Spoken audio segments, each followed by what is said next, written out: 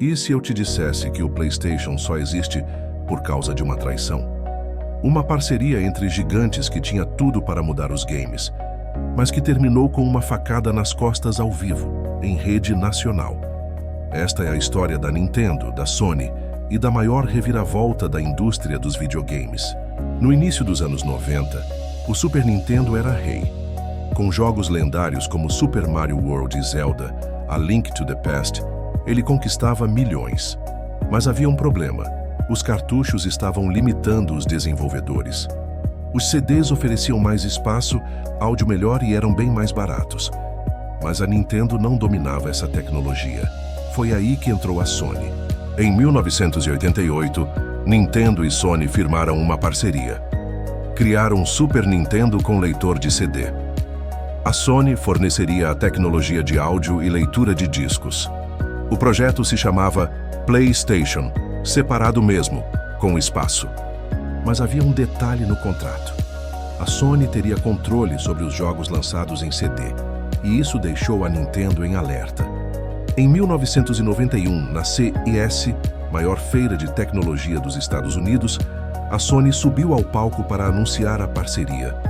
Mas no dia seguinte, a Nintendo anunciou que havia fechado com a Philips ao vivo, sem sequer avisar a Sony.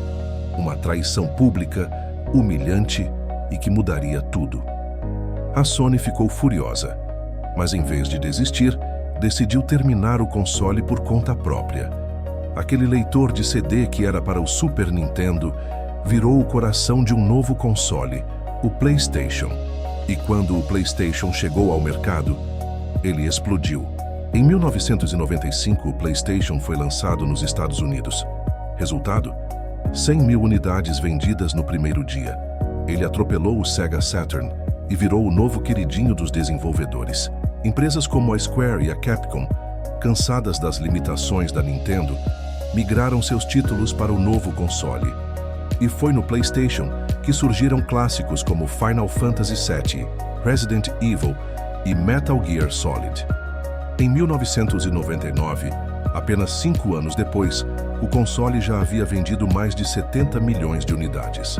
O que começou como um projeto cancelado virou um império. A Sony não apenas entrou no mundo dos games, ela dominou.